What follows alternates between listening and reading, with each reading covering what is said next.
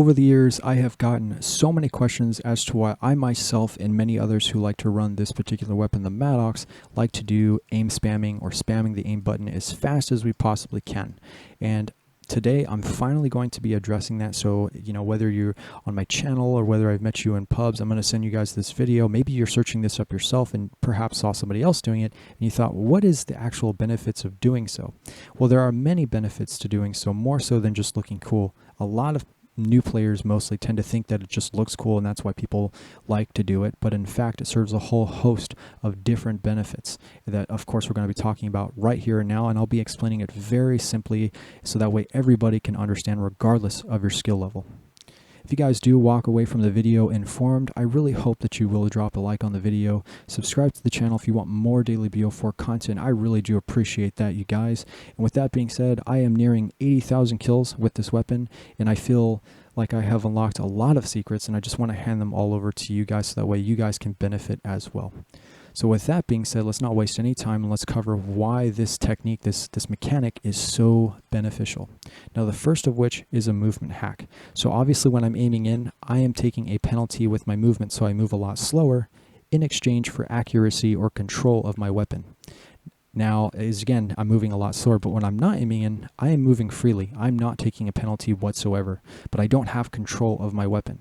Now, when I'm spamming the aim button in a rapid succession like so, I'm pretty much able to move around without a penalty, but I have control and accuracy of my weapon, which is immensely beneficial because that means I can get to where I need to go twice as fast as opposed to holding down this button. And I'll give you guys an example. Let's say we have the enemy team that is spawning on this side of the map right here, and they're going to be coming from over here. I certainly could, if I wanted to, I could Rainbow Six Siege this so hard, and I could walk down these steps like so, and I could just hold that button in, right? And there's nothing wrong with doing so, but actually there is. It's going to take me twice as long as opposed to if I were to walk down these steps like so. I will get there literally twice as fast. So that in and of itself is immensely beneficial. The second thing, which kind of goes hand in hand with the first thing, is an anticipation tactic. You're anticipating, and the more that you use this weapon, the more that you play the game, your game sense will increase and you will be able to accurately anticipate when and where your opponent is coming from. This is why perhaps yourself you find it so frustrating to go up against someone who's good with this weapon, because it seems like they always have the first shot on, and that is aided to the player because of the double quick draw elo mechanic and the aim spamming mechanic as well. They are literally, if you use this, you are literally a split second away from fully being aimed in and having full control over your weapon. So it's as if you're constantly just aiming in, right? It's as if, but again, you're able to move around freely. So it's really the best of both worlds. This is why some people think it's really cheap, it's really toxic, but in reality, it takes many hours of really practicing this to actually implement it into your gameplay properly. So what's going to happen from here is you're going to be one of two players. You're either going to do this too much or you're going to do it too little. So either you're going to be doing it from one side of the map to the other side of the map constantly, or you're just not going to implement it enough. Over time, however, with practice, and this is why I love this weapon so much, is because it has so much depth. Over time, I promise you that you will learn to implement it into your gameplay perfectly. You won't do it too much. You won't do it too little. I promise you guys, it just takes a lot of practice. So that's pretty much one part of it, is number one, a movement hack, and two, kind of goes hand in hand, is a bit of an anticipation tactic, being able to get that first shot on, which is so critical in a game like BO4.